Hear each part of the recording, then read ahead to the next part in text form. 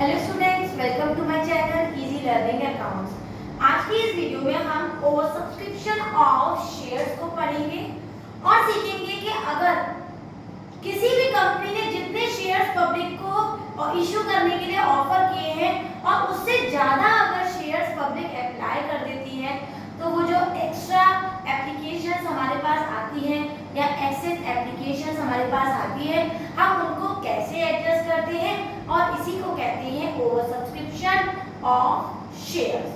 तो क्वेश्चन करने से पहले हम जानेंगे what do you mean by over subscription of shares and how do we apply various alternatives in order to adjust the over subscription of shares.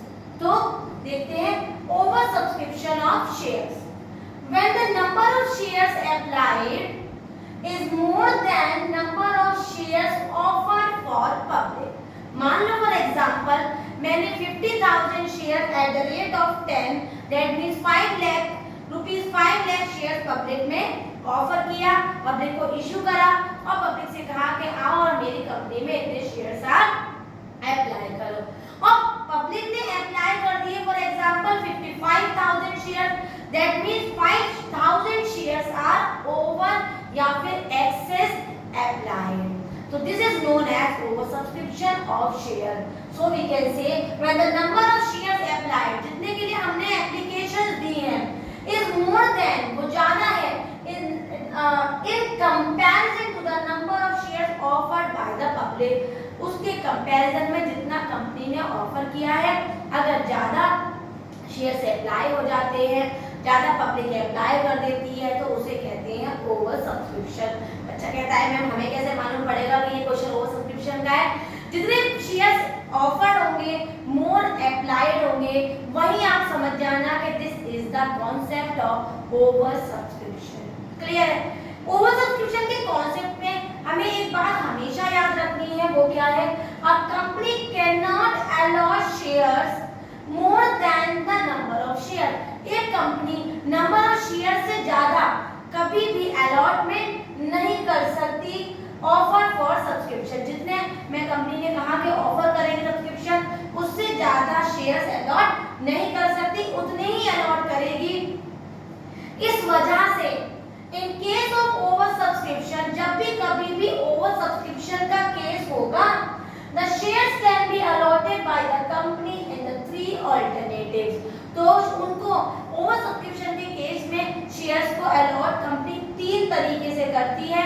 वो तीनों cases हैं बेटा। पहला रिजेक्शन ऑफ एक्सेस एप्लीकेशन, जहां पर हम क्या करते हैं, मान लो जैसे 50,000 शेयर्स हमने पब्लिक को ऑफर किए और पब्लिक ने अप्लाई कर दिए 20,000 शेयर्स को, तो इसमें एक्सेस कितना है बेटा? 20,000 शेयर्स। अगर हम इन 20,000 शेयर्स को रिजेक्ट कर दें, मतलब रिफ्यूज कर दें, तो इसको कहते हैं बाय रिजेक्शन। क्लियर है बेटा? मतलब ये तो वही मतलब हो गया कि मैंने अपने घर में दावत में बुलाए 7 लोग और मेरे यहाँ आ गए 10 लोग, तो 3 लोग को मैं धक्का मार के भगा देती हूँ और 7 को अंदर बुला लूंगी। This is known as rejection. Clear है बेटा? नेक्स्ट पॉइंट है हमारा प्रोरेटा अलॉटमेंट। प्रोरेटा अलॉटमेंट की मैं आपको एक टेबल सिखाऊंगी और मेरी कोशिश यही होगी कि उस टेबल से हमारे जितने भी क्वेश्चन ओवर सब्सक्रिप्शन के हैं सारे झट से निकल जाएं और आराम से हम उसको सॉल्व कर पाएं। क्लियर है? तो प्रोरेटा का मतलब सिर्फ यही है कि इसी एग्जांपल को ले लेती हूँ अगर प्रोरेटा है तो मान लो 5,000 शेयर्स हमने अप्लाई किए या लोगों को बुलाया, ऑफर किया और 70,000 पब्लिक ने अप्लाई कर दिया, तो मैं ईच 5 लोग को 7 शेयर्स अप्लाई करूंगी। इसको कहते हैं हम प्रोरेटा अलॉटमेंट। मतलब 5 shares for each 7 applied, 5 shares for each 7 applied is known as pro rata. इसको मैं अच्छी तरह से टेबल की कॉन्सेप्ट से आपको बताऊंगी ताकि ये जो बात है हमारी, ये मैं आपको उस एग्जांपल से अच्छी तरह से सिखा पाऊं। और अगर इन दोनों ही एग्जांपल्स को, इन दोनों ही ऑल्टरनेटिव्स को, इन दोनों ही केसेस को मिला लें तो हमारा थर्ड ऑल्टरनेटिव बन जाता है। वो क्या है? Both rejection and pro rata. मान लो यही एग्जांपल है, उसमें मैंने जो 20,000 एक्सेस आए उसमें 10,000 को तो मैंने रिजेक्ट कर दिया, और 10,000 का मैंने प्रोरेटा कर लिया, तो इसको कहते हैं both rejection and pro rata. Pro rata का एक फॉर्मूला भी है, अगर आप चाहें तो आप इसको अच्छी तरह नोट कर लें, क्योंकि कभी कभी 1 मार्क्स में फॉर्मूला आ जाता है। What is the formula of pro rata? तो प्रोरेटा का जो हमारा फॉर्मूला होता है वो होता है बेटा shares allotted upon shares applied into application money received. Clear होते बेटा? फॉर्मूला याद है आपको? क्लियर हो गए हैं पॉइंट्स? इसका क्या फॉर्मूला है? Share allotted upon share applied into application money received. This is the formula of pro rata. यही बात मैं अभी आपको 50,000 और 70,000 शेयर्स की बता रही थी।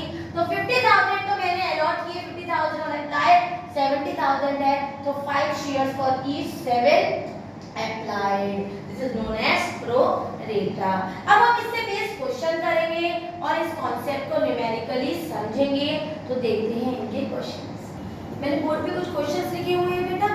क्वेश्चंस करने से पहले मैं आपको ट्रीटमेंट लिखवा देती हूँ कि ओवर सब्सक्रिप्शन का ट्रीटमेंट क्या होता है। उसके लिए मैंने कंबाइंड एंट्री लिख रखी है, प्रोरेटा है तो, और अगर रिजेक्शन है तो वो भी। तो मैंने कंबाइंड एंट्री लिखी हुई है। याद रखिएगा केवल रिजेक्शन है तो इस एंट्री में ये दो एंट्री ना अलॉटमेंट आएगा ना कॉल आएगा, सीधे एप्लीकेशन बैंक आ जाएगा। अगर प्रोरेटा भी है तो ये पूरी एंट्री है और मैंने दोनों को कंबाइन करके प्रोरेटा और रिजेक्शन की एंट्री ट्रीटमेंट लिख दिया है। ट्रीटमेंट को फॉलो करेंगे और क्वेश्चंस को हम सॉल्व करेंगे। एक बात और हमेशा याद रखना, ये जो ओवर सब्सक्रिप्शन का कॉन्सेप्ट होता है ना, ये केवल फर्स्ट 2 एंट्रीज में ही खत्म हो जाता है। एप्लीकेशन की 2 एंट्रीज में ही क्लियर हो जाता है। बाकी क्वेश्चन बिल्कुल सेम होता है जैसे हमने प्रीवियस क्वेश्चन सेट पर एट प्रीमियम के पढ़े थे। क्लियर? तो एंट्री क्या है? Bank account, debit share application account, share application money received, share application account, debit share capital account, share allotment to share calls to bank being excess application money adjusted. कई books में आपने देखा होगा share calls की जगह पर call in advance लिखा हुआ है। तो बेटा इसमें कोई परेशान होने की बात नहीं है, हम शेयर कॉल्स भी लिख सकते हैं या कॉल इन एडवांस भी लिख सकते हैं। तो आप इसको पहले नोट कर लीजिए ताकि आपको ये वाले पॉइंट समझ में आए। स्क्रीनशॉट ले लीजिए तो आराम से आप क्वेश्चन को कर पाएंगे। क्लियर है? अब देखिए मैंने 2 क्वेश्चन आपके लिए लिखे हुए हैं। एक तो हमारा TS Grewal 2019 question number 15 page number 8.115 का है, और दूसरा क्वेश्चन एक इलस्ट्रेशन है बुक का, आपकी उसी टीएस ग्रेवाल की बुक का 2019 का इलस्ट्रेशन नंबर 12 पेज नंबर 8.29। तो सबसे पहले मैं इलस्ट्रेशन ही कराऊंगी। क्यों कराऊंगी इसका रीजन बता देती हूँ। मैंने अभी आपको बताया था कि 3 केस होते हैं, rejection, pro rata and combination of both. तो मैं चाहती हूँ कि मैं आपको सिखाऊं भी उसी तरीके से, क्योंकि बैक क्वेश्चन में रिजेक्शन का कोई सिंगल क्वेश्चन नहीं है। तो इस इलस्ट्रेशन से मैं आपको रिजेक्शन का पॉइंट कॉन्सेप्ट अच्छी तरह से सिखाऊंगी, उसके बाद हम प्रोरेटा पर आगे बढ़ेंगे। तो क्वेश्चन कह रहा है good corporation limited invited application for 1 lakh shares of 10 each payable 3 on application and 3 on allotment and balance if required लिखा हुआ है बेटा, and balance if required बोले 20,000 shares are applied, application of 1 lakh shares were accepted and the remaining is rejected। मतलब company ने कितने की call की? 1 लाख शेयर्स की। कितने शेयर्स आ गए बेटा? 20 आ गए। कंपनी ने क्या किया? 1 लाख को तो एक्सेप्ट कर लिया और जो एक्स्ट्रा आए थे उनको क्या कर दिया? कंपनी से भगा दिया, रिजेक्ट कर दिया। तो रिजेक्ट करने की एंट्री किस तरह से होगी, हम कैसे नोट करेंगे, उसको मैं आपको बताती हूँ। तो ध्यान से देखना, हमारी पहली एंट्री किस तरह से हमने करनी है। तो मैंने एंट्री आपके सामने लिख दी है, मैं इसी में इस क्वेश्चन को सॉल्व कर देती हूँ। तो कंपनी ने कितने शेयर्स को बुलाया था बेटा? कंपनी ने बुलाया था हमारा 1,20,000 शेयर्स आ गए थे। और बुलाया कितने थे उसने? 1 लाख। ठीक है, तो एप्लीकेशन में कितने हैं बेटा? तो एप्लीकेशन में कितने हैं? 3 लाख। और एक्सेस कितने की आ गई बेटा? 20,000। तो 1,20,000, ध्यान से देखिएगा, 1 इनटू एप्लीकेशन कितने की है 3 की, तो 12 तिया 36, तो 3,60,000 और 3,60,000 being application money received bank account debit to share application account being access application money received, और दूसरी share application account debit to share capital account और to बैंक अकाउंट। मैंने अभी भी कहा था कि प्रोरेटा नहीं हो, केवल रिजेक्शन हो तो टू बैंक से उसको खत्म कर देते हैं। Being excess application money adjusted, clear है बेटा। यहाँ पर भी अमाउंट एप्लीकेशन की उठाएंगे 360, यहाँ लिख देंगे। शेयर कैपिटल में हमेशा फेस वैल्यू आती है और फेस वैल्यू कितनी है बेटा हमारी 8 लाख इंटू 3 मतलब 3 लाख और हमारा एक्स्ट्रा मनी कितने का था 20,000 का और 20,000 इंटू 3 60,000।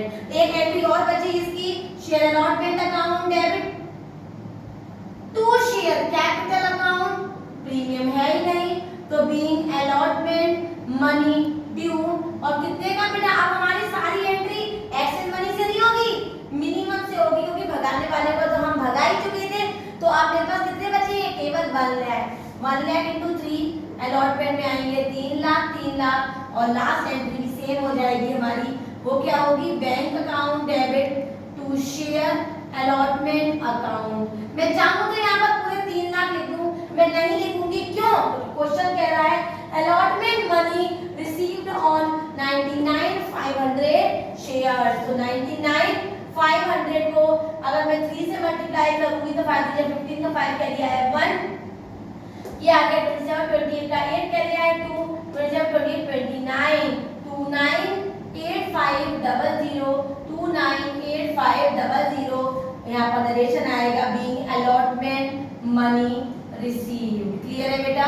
ड्यू की एंट्री 3 लाख की, अरे ड्यू 3 लाख है लेकिन पेमेंट कितना आया कम आया, कितना आया 2,98,500, रिमेनिंग क्या हो गया रिमेनिंग एरर हो गया, लेकिन वो कॉन्सेप्ट भी मैं जब आपको कॉल इन एरियर और एडवांस के पॉइंट्स बताऊंगी तभी क्लियर करूंगी। इसलिए अभी की एंट्री के लिए बस हमने क्या करा पेमेंट में रिसीव में उतनी अमाउंट दिखाई जितनी क्वेश्चन ने हमसे कहा था और इलस्ट्रेशन को खत्म कर दिया।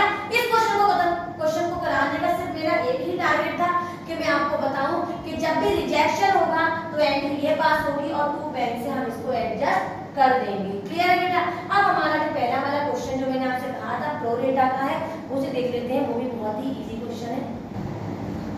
क्वेश्चन है हमारा पेज नंबर 8.115 क्वेश्चन 15 TS देवा 2019। Sangam limited application for 10,000 equity share of ₹100 each issued at per है बेटा। The amount was payable on application, मतलब इसमें केवल 2 ही एंट्री होंगी क्योंकि एप्लीकेशन में ही सारा पेमेंट आ गया। The issue was oversubscribed by 2,000, मतलब 10,000 शेयर्स हमने बुलाए थे 2,000 ज्यादा आ गए, मतलब कितने आ गए 12,000। आगे देखिए and allotment was made on pro rata past general entries, और इसकी जनरल एंट्री पास करने को कह रहा है। जब भी प्रोरेटा होगा तो मैं आपको एक टेबल सिखाती हूँ, उस टेबल को बनाएंगे table showing adjustment of application, ठीक है बेटा। जो पहला कॉलम होगा वो होगा हमारा शेयर्स अप्लाइड का, दूसरा कॉलम होगा वो होगा हमारा शेयर्स अलॉटेड का, तीसरा जो है हमारा कॉलम होगा वो होगा एप्लीकेशन मनी रिसीव्ड का, और जो हमारा मनी रिसीव हुआ होगा उसका हम डिस्पोजल करेंगे, डिस्पोजल ऑफ एप्लीकेशन मनी। पहला डिस्पोजल होगा बेटा शेयर कैपिटल में, दूसरा होगा शेयर अलॉटमेंट में, अगर कॉल्स भी कह रहा है तो कॉल्स में, और लास्ट होगा हमारा बैंक में। ये सब काम इस क्वेश्चन में नहीं होने, लेकिन फिर भी टेबल मैंने आपको बता दी है, तो टेबल अच्छी तरह से याद रखना। सारे लॉन्ग क्वेश्चन इस टेबल से ही शुरू होंगे, अच्छा साथ देने वाली है ये टेबल हमारे पूरे चैप्टर में अब आ गई, क्लियर है। तो क्वेश्चन में देख लेते हैं कितने ओवर सब्सक्रिप्शन हो गए, तो शेयर अप्लाइड 10,000 उसमें 2,000 ज्यादा, तो कितने अप्लाइड हो गए बेटा 12,000, बुलाए कितने थे अलॉट कितने होने थे 10,000, ठीक है बेटा। अब ये देखिएगा ध्यान से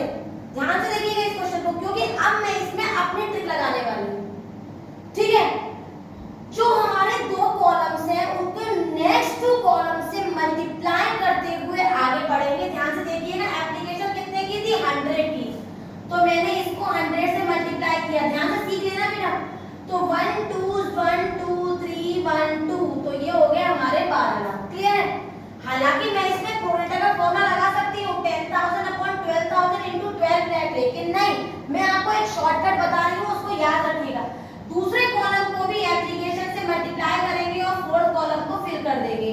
तो ये वैल्यू हो जाएगी 1 2 3 4 5 6, 1 2 3 4 5 6। तो ये हो गए हमारे 10 लाख। क्लियर है बेटा?